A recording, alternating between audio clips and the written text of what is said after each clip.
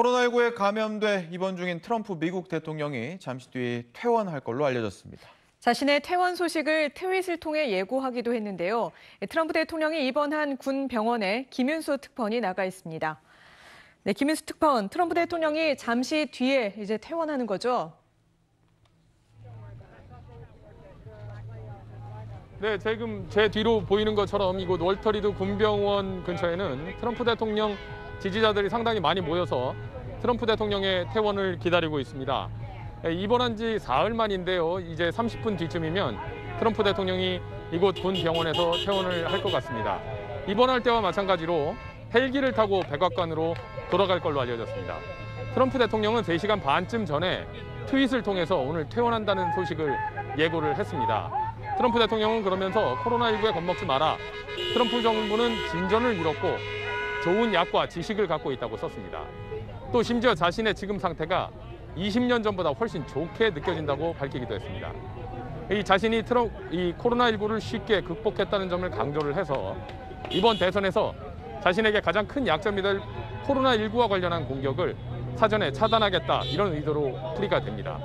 의료진들은 트럼프 대통령의 현재 상태가 퇴원에 필요한 조건을 충족했다 이렇게 설명을 했습니다. 자, 김윤수 특파원, 아까보다 현장이 더 소란스러워진 거 보니까 이제 곧 트럼프 대통령이 나오겠구나 싶긴 한데요. 자, 백악관 대변인도 확진 판정을 받았단 말이에요. 백악관이 위험한 거 아니냐, 트럼프 대통령 백악관으로 돌아가도 되냐, 뭐 이런 얘기가 있더라고요. 네, 트럼프 대통령의 최측근 인사 중에 한 명인 이 맥커넨이 백악관 대변인이 이곳 시간으로 오늘 오전에 확진 판정을 받았습니다. 이 대변인실 직원 2명도 함께 확진 판정을 받았는데요. 이번 사태를 촉발시킨 백악관 내 첫 확진자가 힉스 보좌관이었는데 이후 대통령 부부가 감염이 되고요. 이 확진자들이 모두 격리된 이후에도 대통령 수행원에 이어서 대변인까지 이 백악관 내 코로나19 감염 사태는 계속 확산이 되고 있습니다. 현재로서는 감염 범위를 가늠하기가 힘든 상황인데요. 감염이 더 확산될 가능성을 배제하기 어렵다는 얘기입니다. 이 대통령 주치의는요, 일단 트럼프 대통령이 백악관으로 복귀를 하더라도 당분간 개인 공간에 격리될 거다 이렇게 밝혔습니다. 네, 김 특파원.